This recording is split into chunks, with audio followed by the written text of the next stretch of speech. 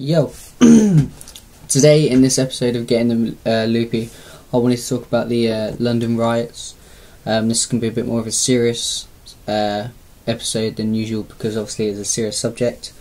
I just wanted to tell you, basically to summarise what's been happening, if you didn't quite get what's been happening and you don't understand the reasons why and all that. So yeah, I'm just going to get straight down to it. On the first day, which was the 7th, the disturbances began after about 300 people gathered outside a police station protest against the death of a man called Mark Duggan, who was shot by police officers on Thursday. And the reason they were protesting is because they felt that the man was obviously innocent and he shouldn't have been shot and all this kind of drama. And but yeah, the innocent protests got out of hand, and shops and homes were looted and set on fire, and the police patrol cars and double-decker buses and everything was set alight, and it just became a huge riot in Tottenham. Sorry, I forgot to mention, in Tottenham this all started out.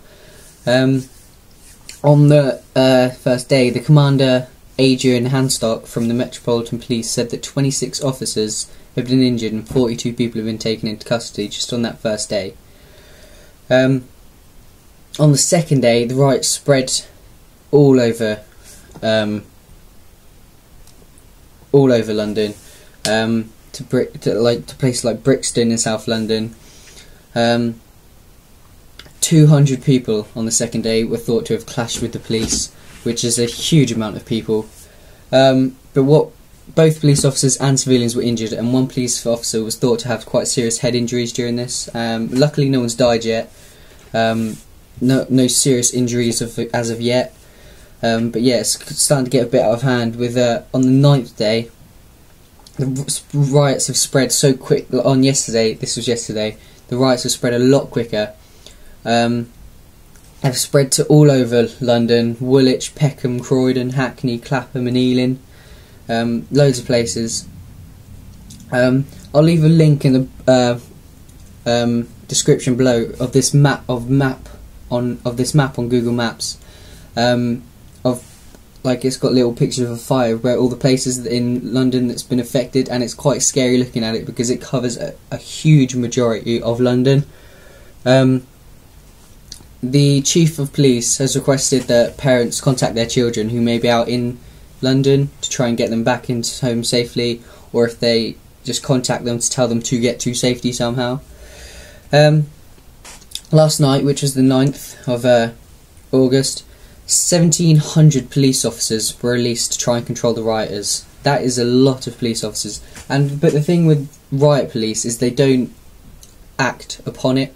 They just stand there with their shields and their batons and just have to block people from coming into where the riot is, or block them from getting to messages and stuff like that, getting to shops and stuff like that.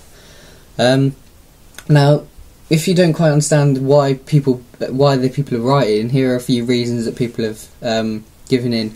A lot of people believe that it's because youths are scared that they have no future and can't afford to go to university or afford houses or a future in general, and so they're rioting back, like, if we can't afford to get this stuff, we're going to steal this stuff and nab this stuff. But the thing about that is, a lot of the people you see are chavs, or people that clearly aren't going to get into university, and so they are stupid enough to think that stealing is going to get them the right way to go about it.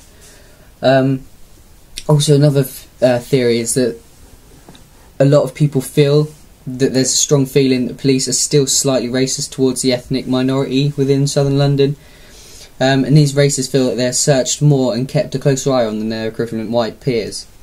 And this is another thing that could spark huge fights and riots. Like, racism is, if it slightly gets out of hand, it could there's a lot of black people, Asian people, a lot of different races now in southern London and all over London really, and if they all fight back, there could be huge riots and huge fights. But the original, as I said at the start, the original rioting came about due to a protest against the police killing of Mark Duggan, an innocent civilian. 225 people have been arrested so far and 36 have been charged. And that's pretty much, there's just so much information, so many different stories flying around about shops being set on fire, vehicles being set alight, and loads of devastating violence and stuff. I couldn't cover it all in this video, but I'll leave a link to the story and the BBC News website in the description, which is where I've got all this information from. And what I've tried to do is just summarise the story for people who aren't too aware of the severity or details of the matter. If you're watching this from anywhere that could have been affected, try and stay safe, or if you have been directly affected, I'm sorry, but I hope this video has helped clear up why these fights are going on, if you're not too quite aware. Yeah, I'll see you in my next video, which will be tomorrow, hopefully. Maybe it'll be a later edition because I've got someone coming around during the day, and I might be doing a lazy vlog with them, but yeah, I will see you guys tomorrow. I'm not going to do my normal outro because that seems a bit inappropriate for a serious topic like this.